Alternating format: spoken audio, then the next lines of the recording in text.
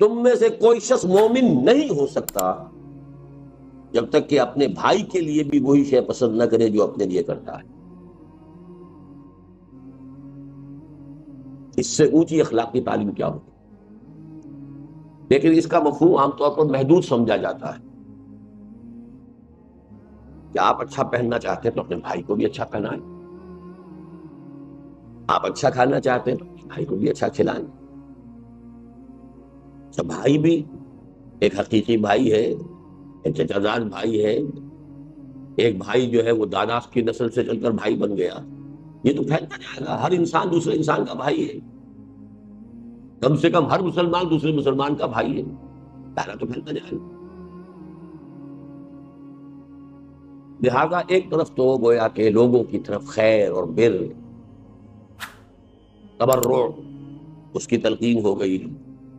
لیکن اصلاً یہ حدیث ہم نے خاص طور پر جو کوٹ کی ہے وہ کس اعتبار سے؟ یہ دعوت دین کے لیے بنیادی موٹو ہے. آپ نے اگر دین کو اپنے لیے پسند کیا ہے اور آپ اپنے بھائی کو اس کی دعوت نہیں دے رہے، آپ میں ایمان کی رمق بھی، آپ نے خود اپنے آپ کو جہنم سے بچنے کا تو سامان کر لیا ہے اور اپنے بھائی کو جہنم کی طرف جاتے دیکھ رہے ہیں، اور ٹک ٹک دیدم دم نہ کشیدم، ایمان کی رمق بھی. لا یؤمن احدکم، یہ دعوت کا سب سے بڑا موٹو. میرے بھائی، میری اولاد، میرے رشتہ دار، میری قوم، دائرہ وسیع ہوتا جائے گا.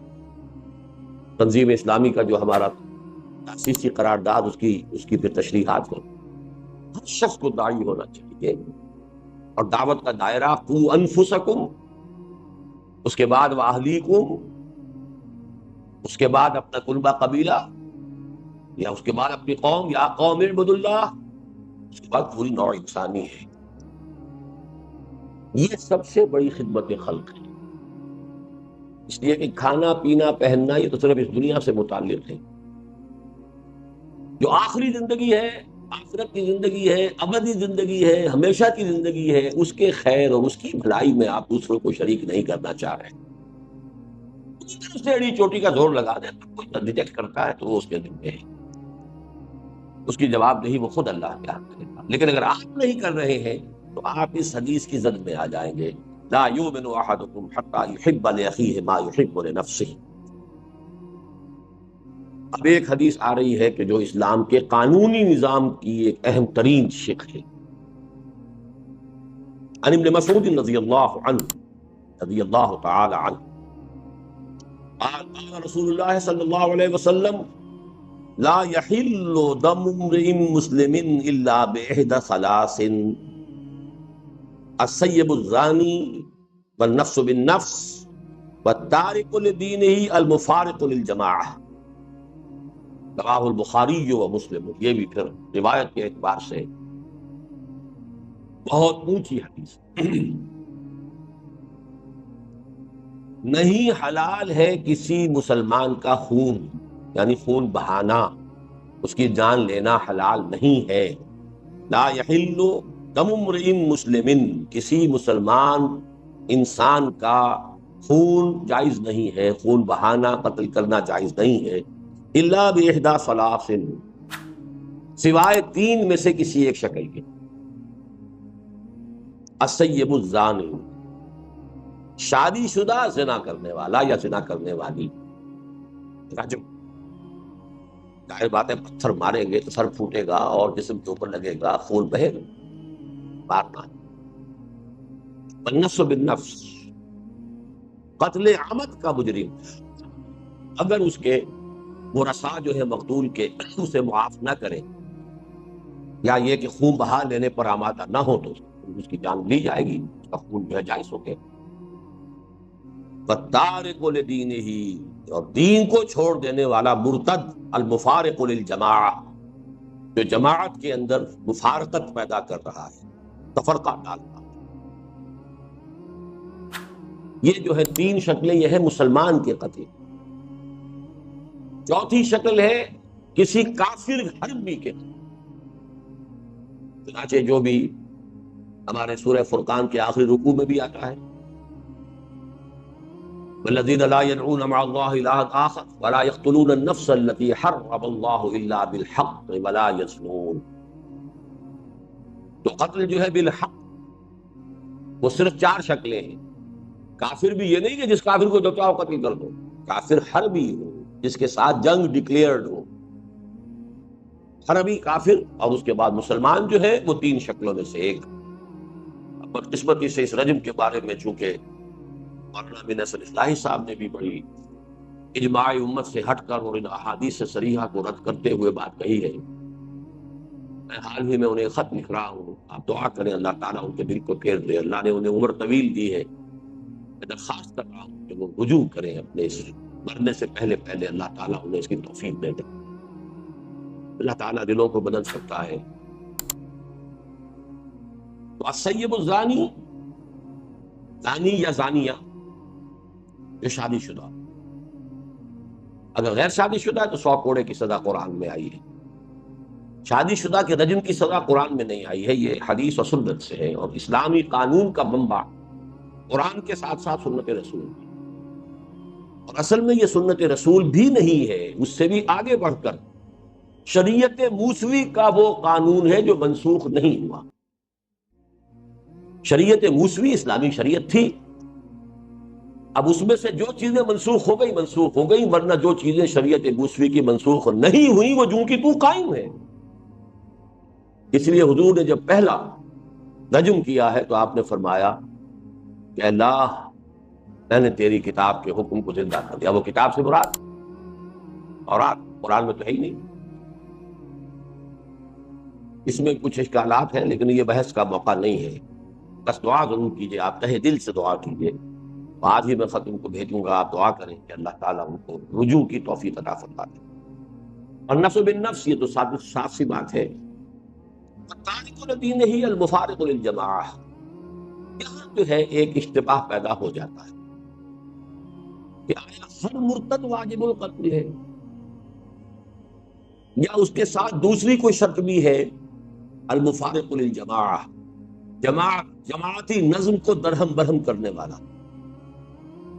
الفاظ کے اندر احتمال ہے اس بات کا کہ ہر مرتد کی سزا قتل نہیں، ان الفاظ کے اندر احتمال ہے.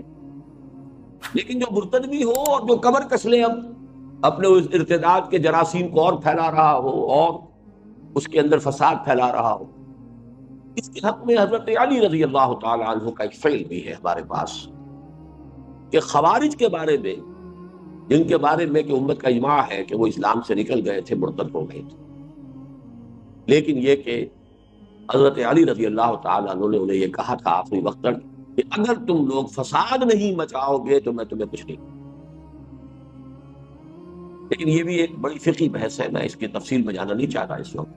مولانا اصلاحی کی رائے یہ ہے کہ ہر مرتد جو ہے واجب القتل نہیں ہے، لیکن وہ مرتد کہ جو باغی بھی وہ واجب القتل.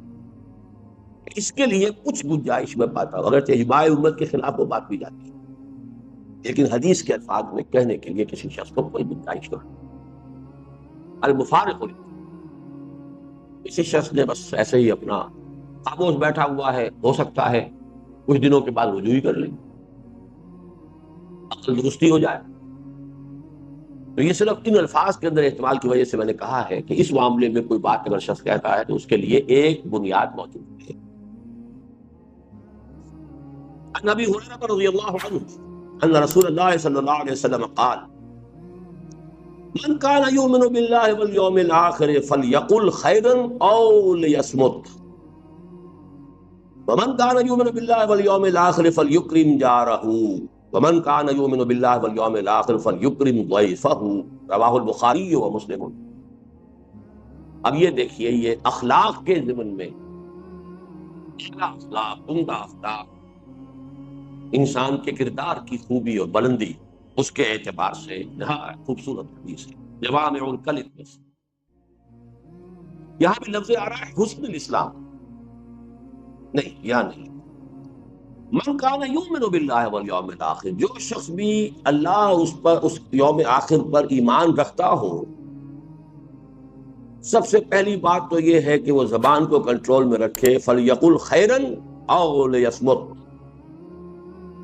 یا تو اچھی بات زبان سے نکالے اور یا چپ رہے.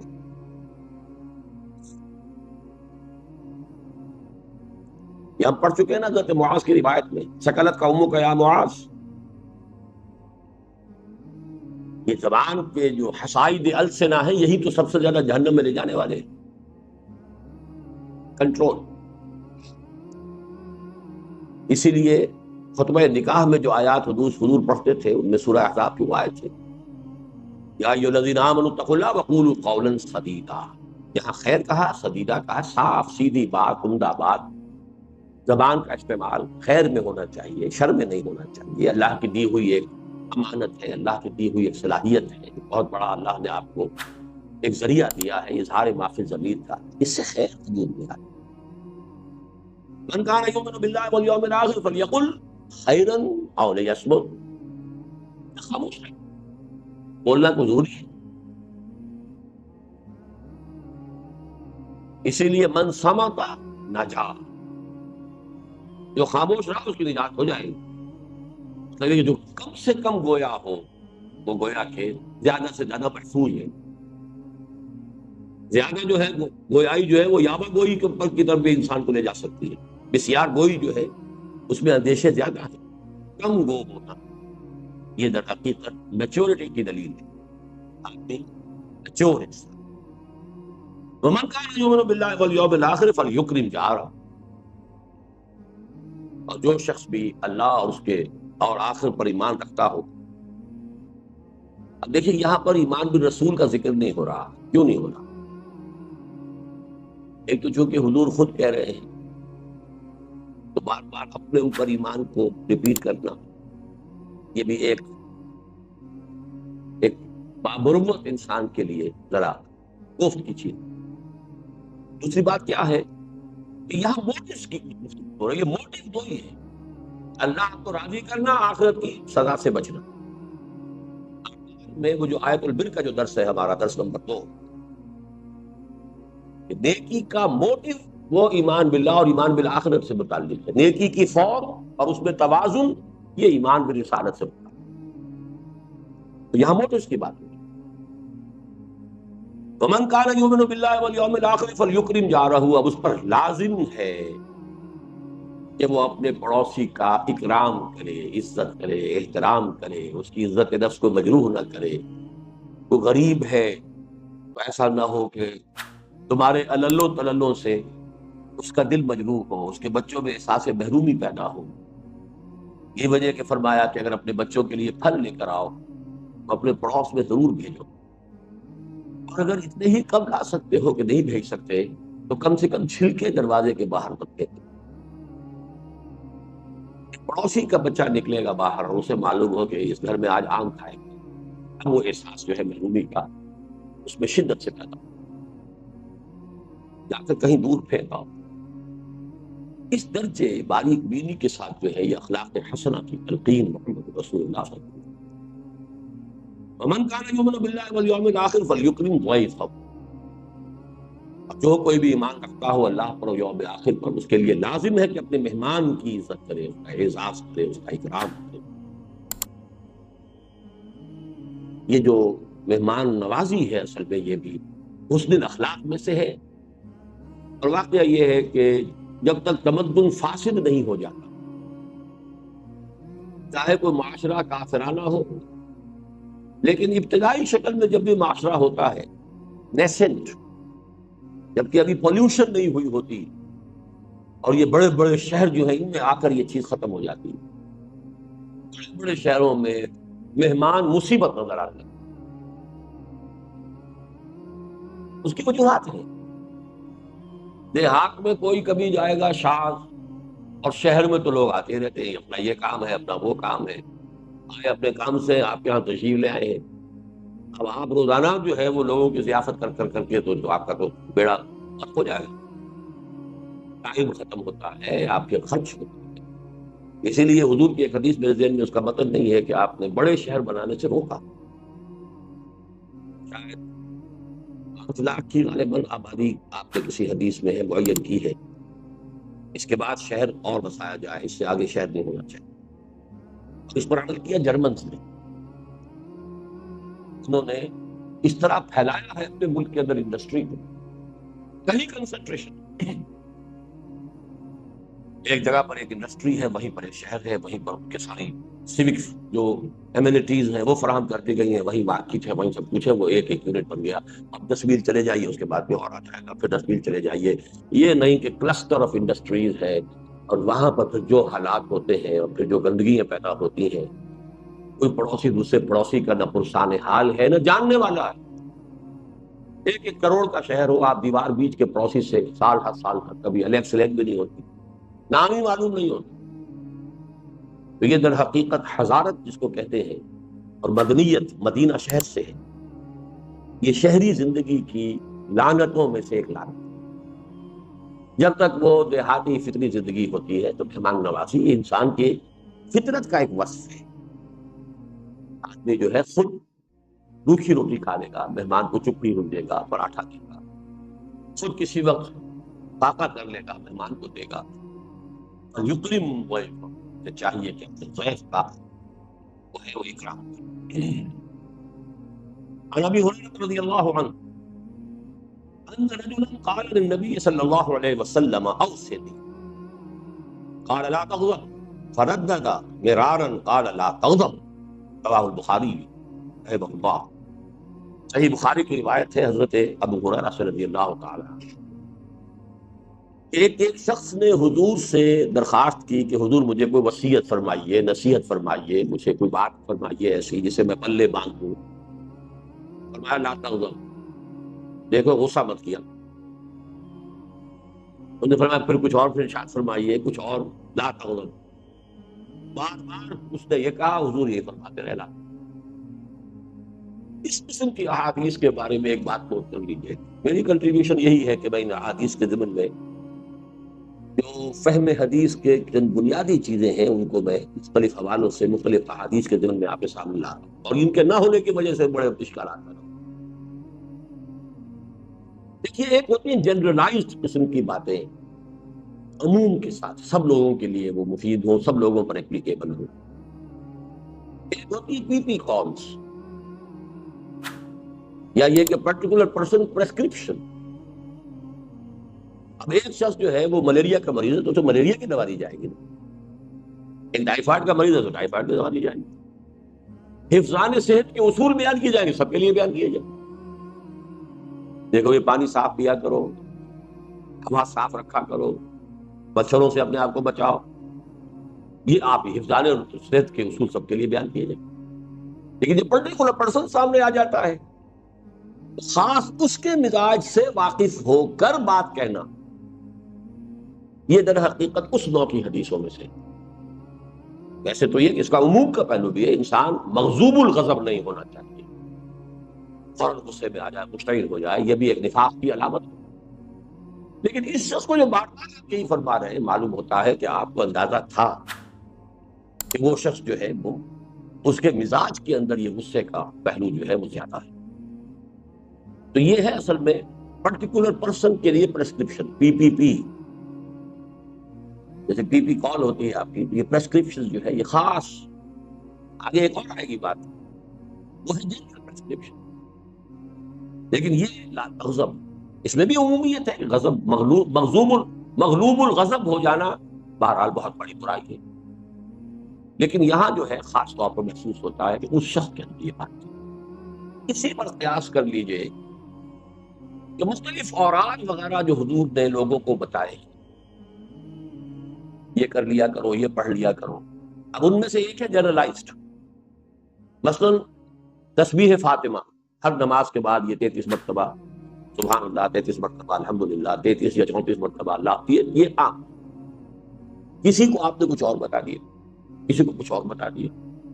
اب کوئی شخص اگر ان سب کا اہتمام کرنے بیٹھے گا تو وہی دھندا رہ گیا اس کا، تو عدم توازن پیدا ہو جائے. اس کے اندر بھی وہ پرٹیکولر پرسنل پریسکرپشن جو ہے وہ شامل ہوتے ہیں، جیسے کہ صوفیہ کرتے ہیں. صوفیہ کے بھی اصل میں اوراد جو ہے جو انہوں نے وضع کیے تھے وہ بھی ایک پرٹیکولر دور سے متعلق چیزیں، جن چیزوں کا غلبہ ہو گیا تھا اس کے اعتبار سے انہوں نے تجویز کر دیے. وہ بن گئے کہ وہ گویا کہ ان کی ایک روایت ہے اور وہ ان کے شعار میں سے ہو گئے، وہی طریقے اختیار کریں. تو مستقل چیزیں تو صرف جنرلائز جو اورات یا اذکار حضور سے ہیں، جو بھی مختلف اعمال ہیں زندگی کے کرتے ہوئے، شیشہ دیکھو تو یہ دعا، بیت الخلاء میں داخل ہو تو یہ دعا، باہر نکلو یہ جنرلائز ہے، اور یہ وہ چیزیں ہیں جس میں وقت لگتا ہی نہیں، تو آدمی کام وہی کرتا ہے اور دماغ کہیں جو ہے وہ شیطان کے پاس گروی رکھا ہوا ہے، یا یہ کہ آپ نے اس وقت اللہ کو یاد کر لیا اور وہ ذکر کیا حضور کے الفاظ کے ذریعے سے، تو دو نسبتیں حاصل ہو گئی، کہ اللہ سے بھی نسبت ہو گئی کہ اللہ کو یاد کیا، اور چونکہ ان الفاظ سے یاد کیا جن سے حضور یاد فرماتے تھے، تو نسبت جو ہے رسول کے ساتھ ہی حاصل ہو گئی۔ ورنہ دماغ خالی رہے گا، کام تو کریں گے نا، آخر بیت الخلاء میں تو جانا ہی ہے، نکلنا ہی ہے، بازار میں جانا ہی ہے، واپس آنا ہی ہے، گھر سے نکلنا ہی ہے، گھر سے داخل ہونا ہی ہے، لیکن ایسے کپڑے بدلے ہیں، شیشہ دیکھا ہے، تو ان ساری چیزوں کے اندر، اور آج یہ جنرلائزڈ، یہ ہر شخص کر سکتا ہے، لیکن ایک یہ کہ اس طرح پڑھ لیا کرو، یوں کر لیا کرو، اس کے اندر دیکھنا چاہیے کہ اس میں کوئی پرٹیکولر پرسنل پریسکرپشن کے پہلو ہو سکتے ہیں۔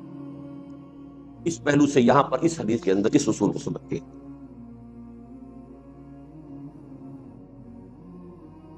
ابی یعلا شداد ابن اوس رضی اللہ عنہ عن رسول اللہ صلی اللہ علیہ وسلم، حضرت شداد ابن اوس رضی اللہ تعالی عنہ، جن کی کنیت ہے ابو یعلا، وہ روایت کرتے ہیں اللہ کے رسول سے صلی اللہ علیہ وسلم، ان اللہ كتب الاحسان علی کل شیء، اللہ تعالیٰ نے احسان لازم کر دیا ہے ہر معاملے۔ اب یہاں احسان کس معنی میں آ رہا ہے؟ ایک احسان ہوتا ہے کسی پر احسان کرنا، اس کی کوئی تکلیف رفع کرنا، اس کی کوئی ضرورت پوری کرنا، اس کی کوئی خدمت بجا لانا، یہ احسان ہے، آپ کا مجھ پر احسان ہے، فلاں نے فلاں پر احسان کیا ہے۔ ایک احسان خود اپنی جگہ پر حسن سے بنا ہے، جو کام کرو خوبصورتی سے کرو،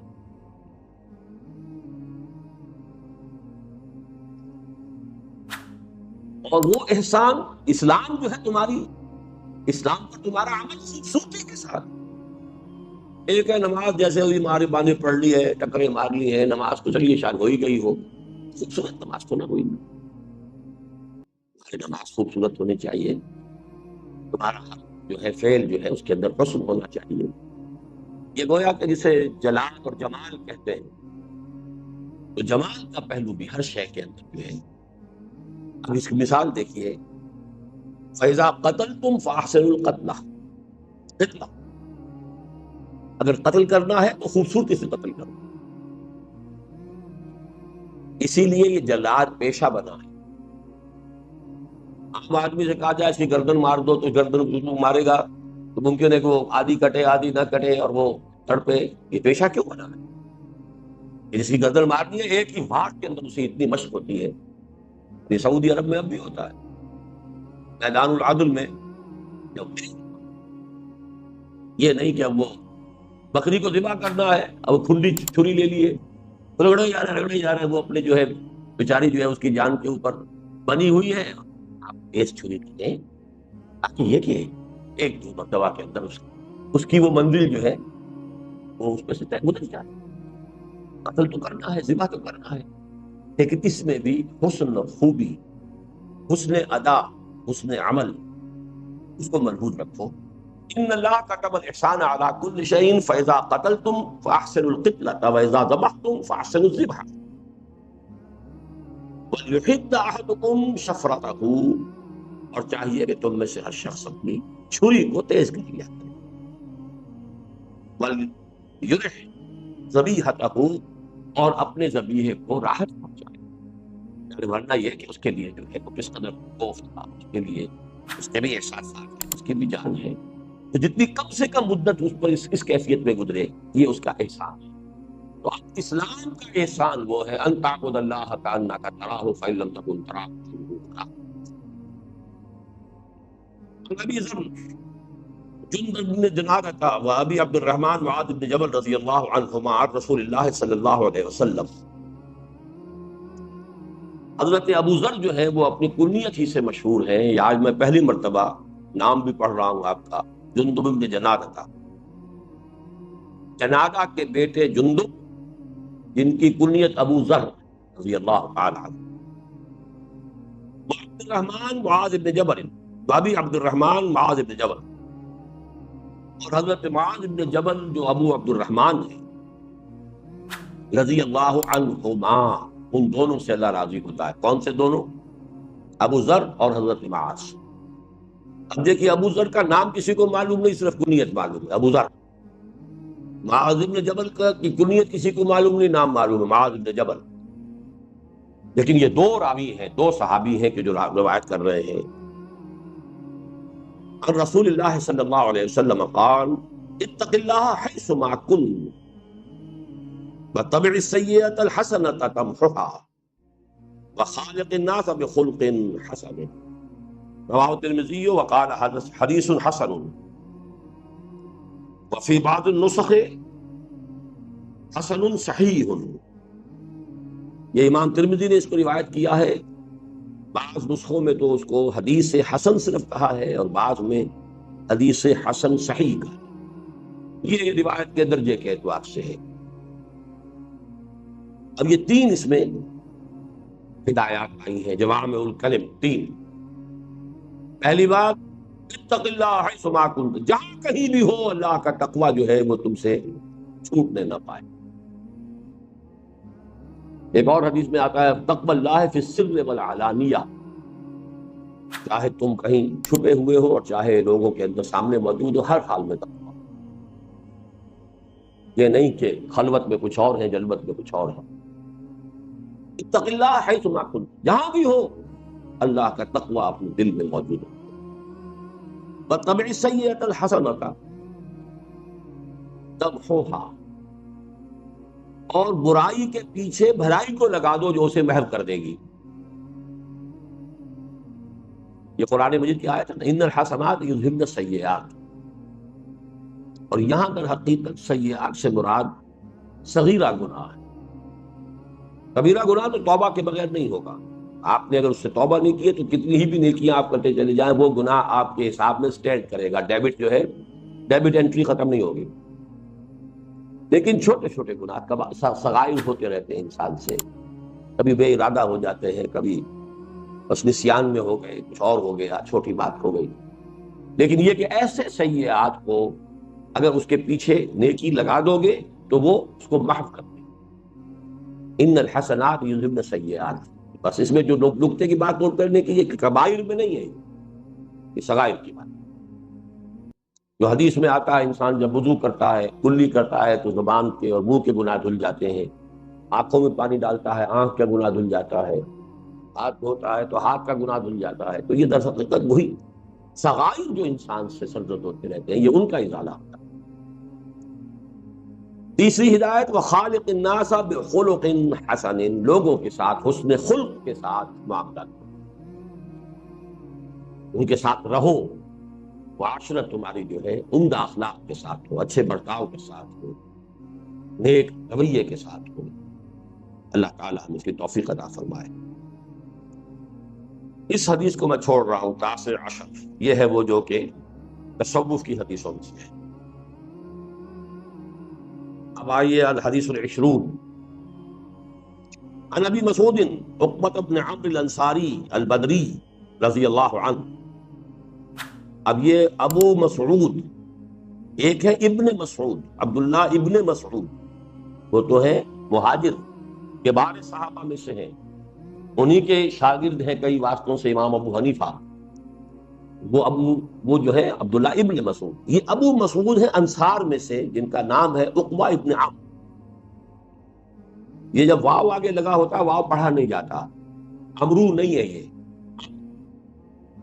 اور واو نہ ہو تو عمر، یہ لفظ ذہن میں رکھیے، عمر ابن الخطاب، عمرو ابن العاص، عمرو ابن العاص کے درمیان میں واو ہوتا ہے لیکن واو پڑھا نہیں جاتا۔ عمرو ابن العاص، عمر ابن الخطاب، وہ عمر ہے، یہ عمرو، تو ان کا نام بھی عمرو ہے الانصاری، عقبہ ابن عمرو الانصاری، جن کی کنیت ابو مسعود ہے رضی اللہ عنہ۔ قال قال رسول اللہ صلی اللہ علیہ وسلم ان مما ادرک الناس من کلام النبوۃ الاولى اذا لم تستحق فاصنع بما شئت، فاصنع بما شئت، رواہ البخاری، بخاری کی روایت۔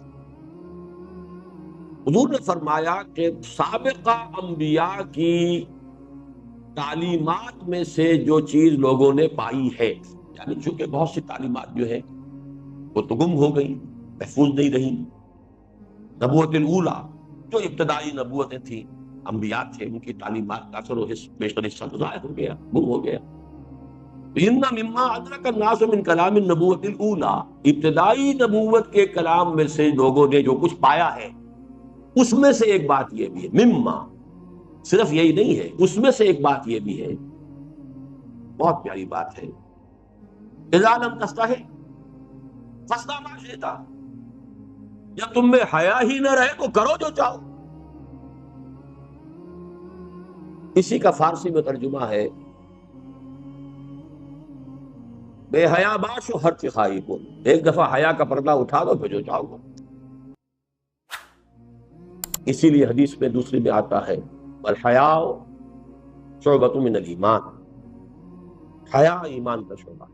اب یہ حیا بھی سمجھیے کیا ہے، یہ بھی فطرت انسانی،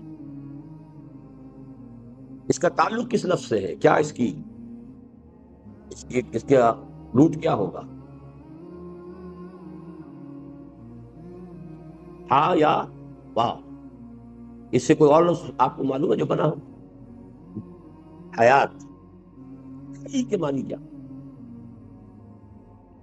کرنے والا، انا للہ جی،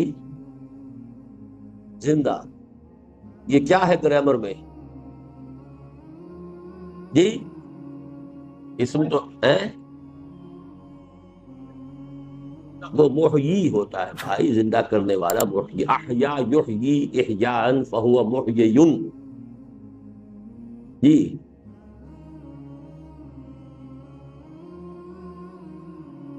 امتحان لیتے رہنا چاہیے۔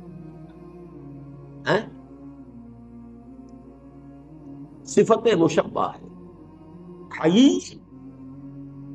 فعیل، حی فعیل، جمیل، کریم، نصیر، بشیر، قدیر، حی، کیونکہ آگے کیا آ گیا ہے، ہاں یا واو، یا بھی حرف علت، واو بھی حرف علت، علت ہی علت، علت در علت، اس لیے آپ سب کے سب بیمار ہو گئے۔ فعیل، دیکھیے حیات میں سب سے پہلا وصف کیا ہے؟ بچاؤ، لائف اپنی پریزرویشن چاہتی ہے، first of all preservation of the self جس کو کہتے ہیں، ہر اس چیز سے بچے گا جس سے کہ جان کو اندیشہ۔ ایسے ہی انسان کی حیات باطنی شرم اور حیا، ہر گندگی سے بچنے کی، ہر بے شرمی سے بچنے کی، ہر منکر سے بچنے کی بھی انسان کی سرشت کے اندر ہے۔ یہ ہے اس نفس کی حقیقت، حیا، کہ ایک حیات ظاہری ہے، حیات حیوانی ہے، حیات مادی ہے، جس طریقے سے اس کا پہلا انسٹنکٹ ہے preservation of the self, protection of the life, بچے گا، بھاگے گا، خطرہ جہاں ہے بھاگے گا۔ اسی طریقے سے حیات باطنی ضمیر کی زندگی کے لیے ہر شے سے، بے شرمی سے بھاگے، عریانی سے بھاگے، اور کسی قسم کے منکرات سے بھاگے، گریز، یہ ہے حیا۔ جب فطرت مسخ ہو گئی، یہ حیا ختم ہوئی۔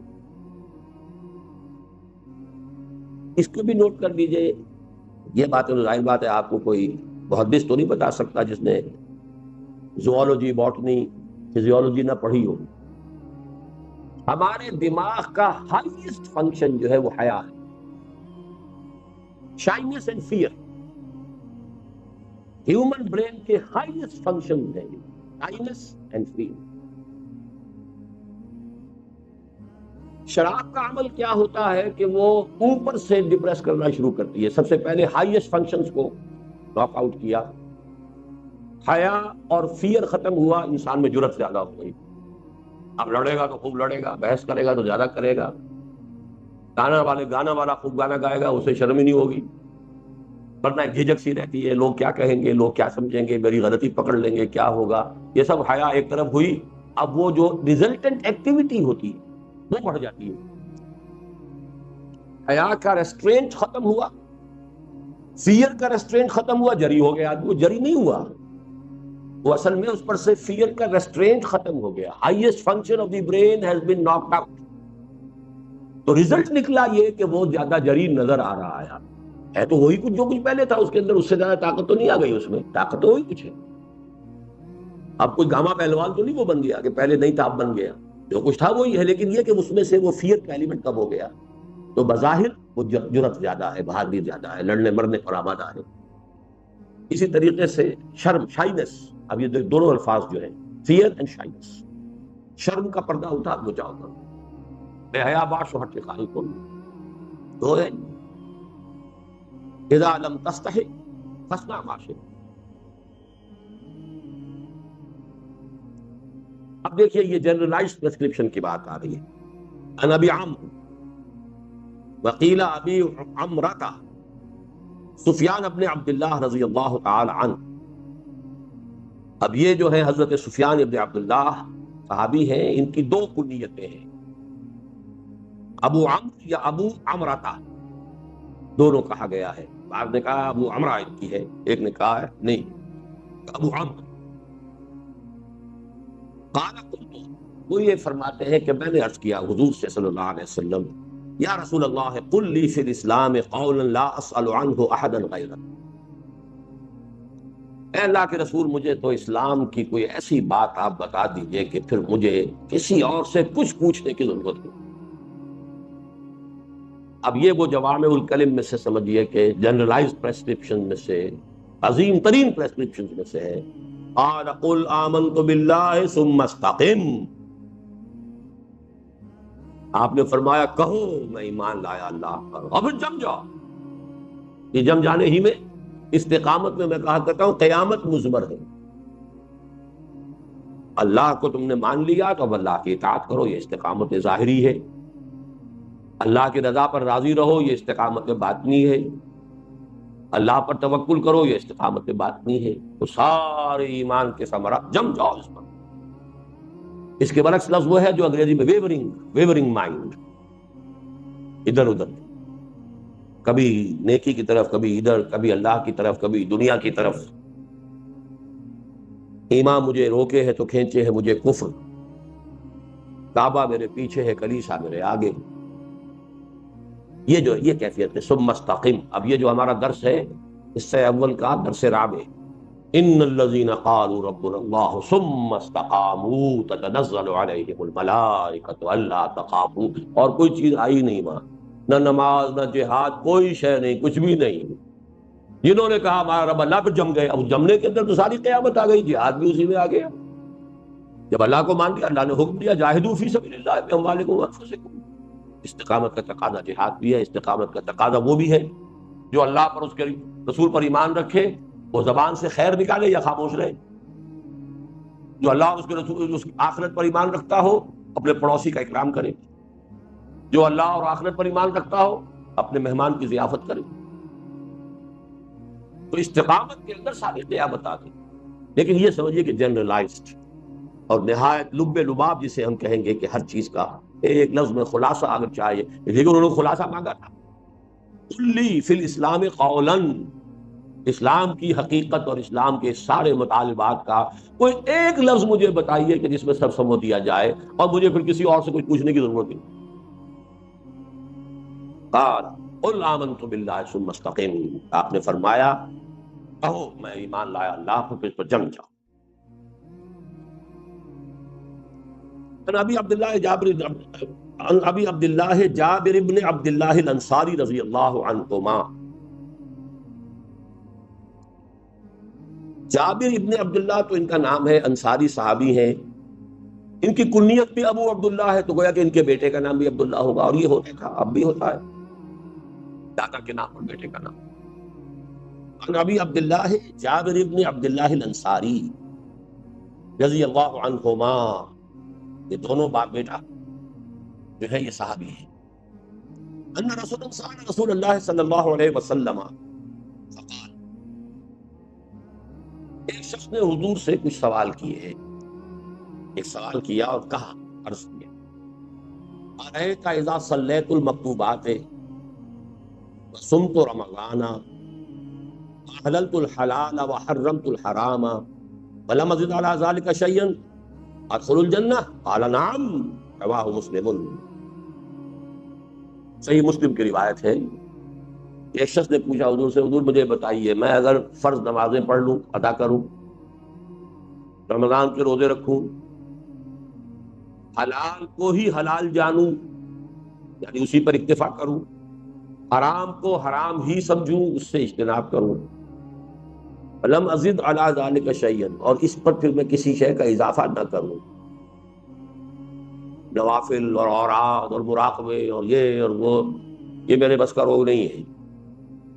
اور فرض کیجئے کہ وہ کہتا میں جہاد بھی نہیں کر سکتا، قتال کے معنی، ظاہر بات ہے ایک جہاد تو ان چیزوں کے لیے بھی ضروری ہے، حرام کو چھوڑنے کے لیے جہاد ضروری ہے، حلال کے اوپر قائم رہنے پر جہاد ضروری ہے، لیکن یہ کہ ایک قتال فی سبیل اللہ، فرض کیجئے وہ شخص کہتا ہے کہ میں اس کے لیے بھی مشکل ہے میرے لیے، لیکن تو بتائیے میں یہ چار چیزیں کر دوں، نماز میں پڑھ دوں جو مکتوب ہے جو کہ فرض، روزے رکھ دوں رمضان کے، باقی مجھ سے نہیں رکھے جاتے لیکن رمضان کے روزے میں پورے کر دوں، وحرمت الحلال وحرمت الحرام، حلال کو حلال سمجھوں اسی پر اکتفا کروں، حرام کو حرام سمجھوں اس سے بچ جاؤں،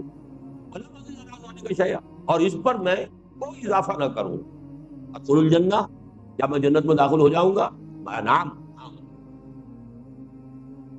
یہ بھی پرٹیکولر پرسن کی بات ہے، اچھی طرح سمجھیے، اس کو جنرلائز کرنا درست نہیں ہوگا،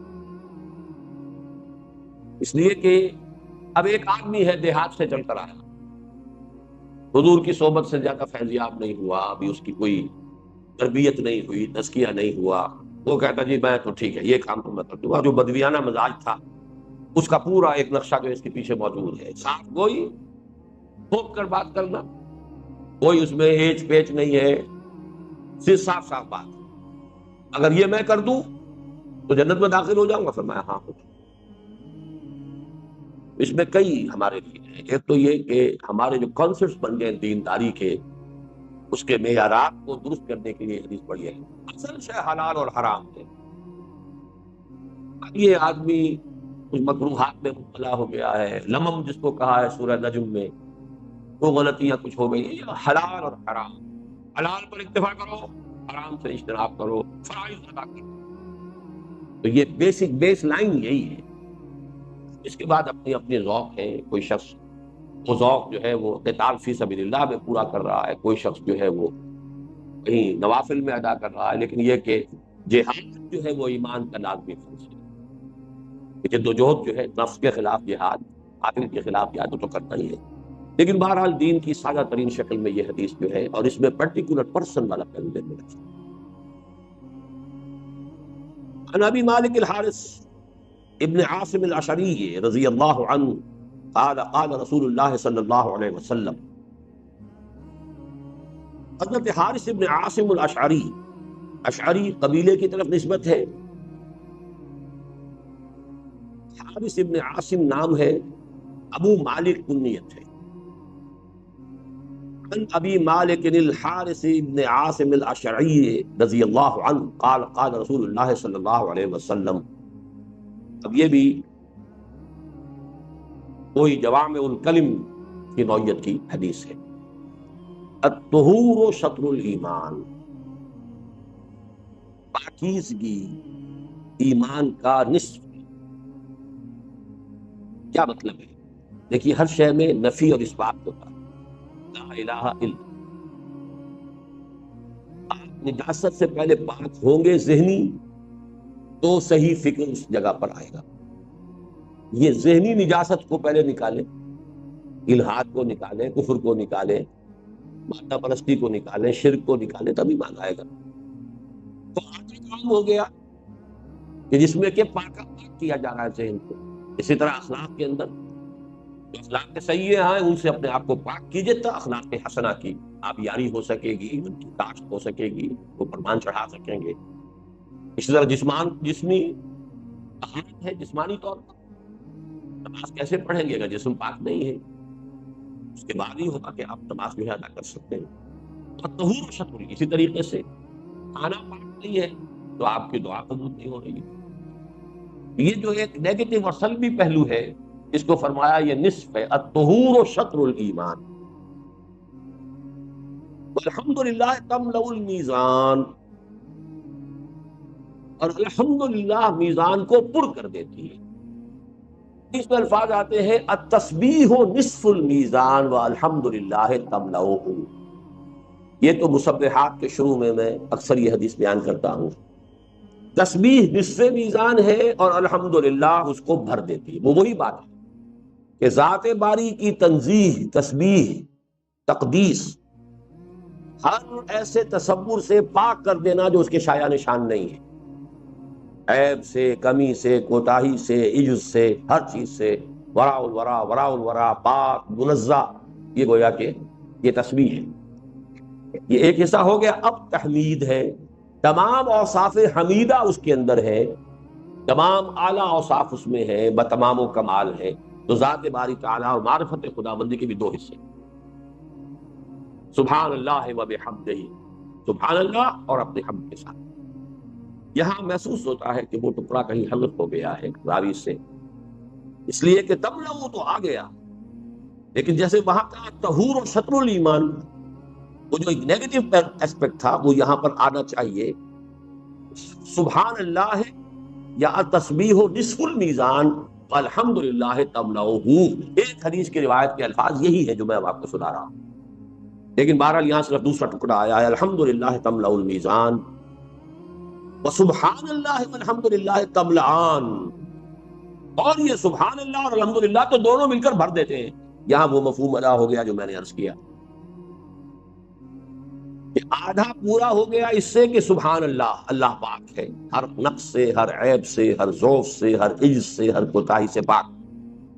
اب آپ نے الحمدللہ جو رب العالمین ہے، جو ہر شے پر قادر ہے، جو ہر چیز کا جاننے والا ہے، الحی ہے، القیوم ہے، یہ حمد ہے۔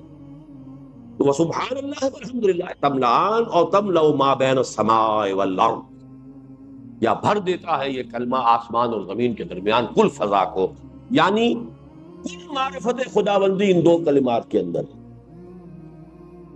سبحان اللہ الحمد۔ ایک میں تنزیہ ہے، تقدیس ہے، نیگیٹو ہے، ایک میں پازیٹو ہے، اس کی تحمید ہے، ثنا ہے، اس کے صفات کمال کا اقرار و اعتراف ہے۔ ان دونوں سے میزان پوری ہو جاتی ہے۔ والصلاۃ نور، نماز نور ہے، والصدقۃ برہان، اور صدقہ اور خیرات جو ہے یہ برہان ہے، دلیل ہے۔ اس چیز کی دلیل ہے، صدقہ انسان کے صدق ایمان کی دلیل۔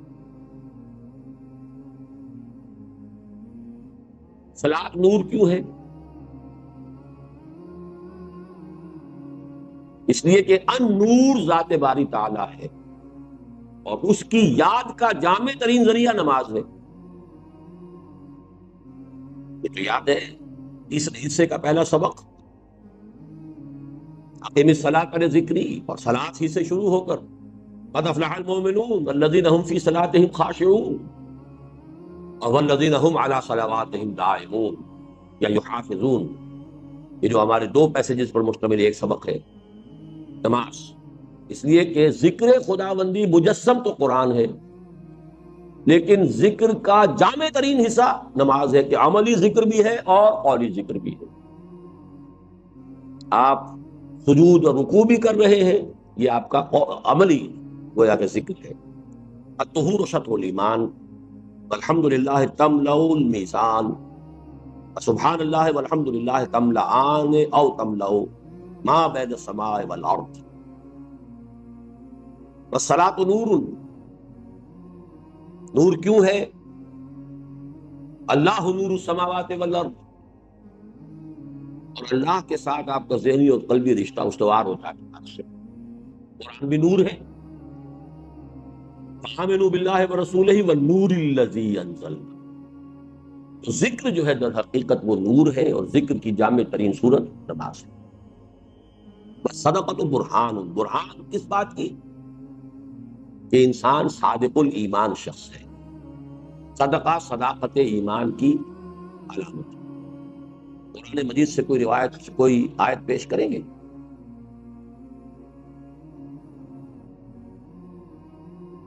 درس دوم کیا ہے؟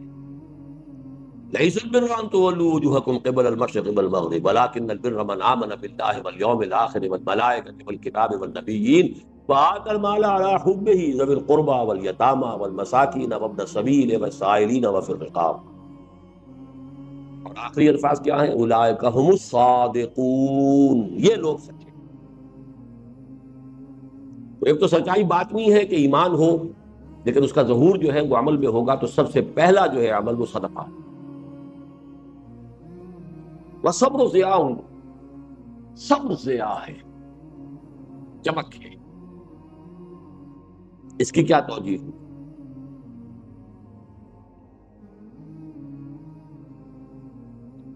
جی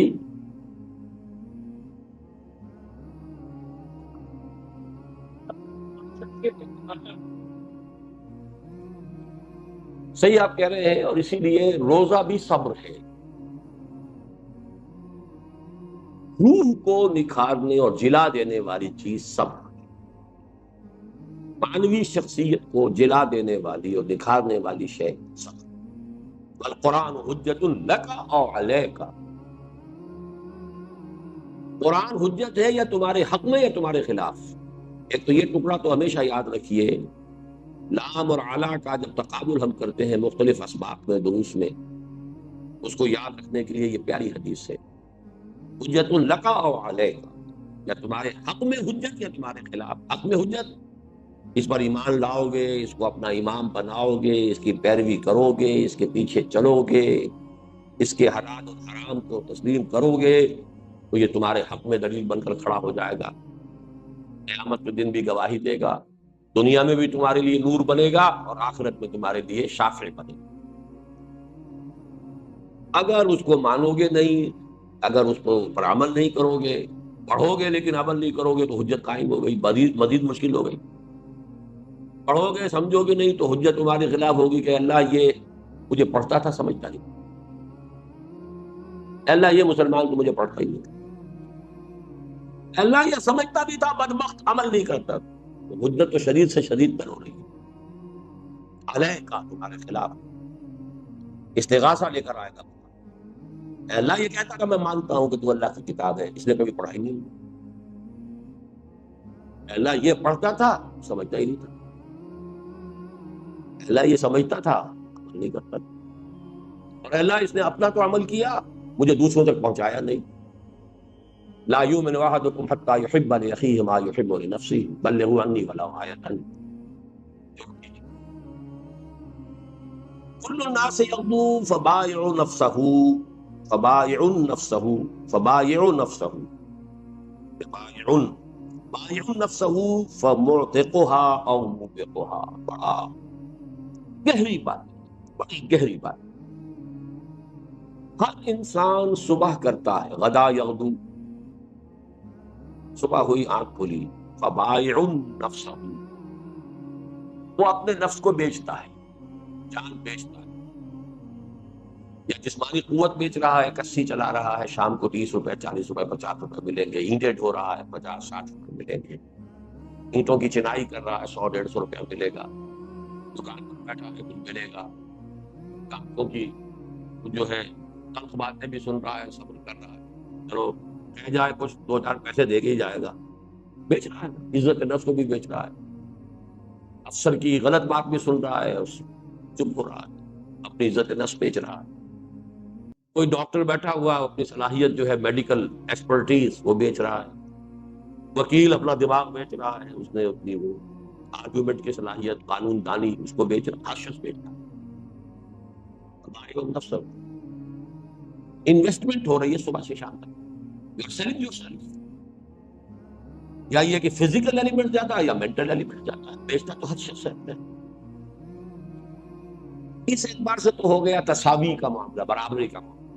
تساوی کون سا باب ہوا؟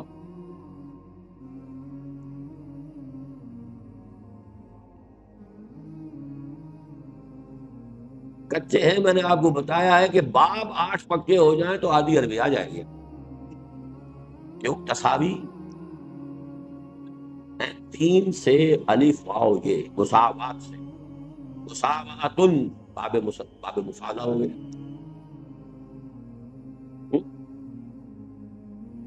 چلیے آگے چلتے ہیں۔ کل الناس یغدو فبائع نفسہ، وہ بیچتا ہے اپنے نفس کو، موبقھا و موبقھا۔ نتیجے دو مختلف نکلتے ہیں۔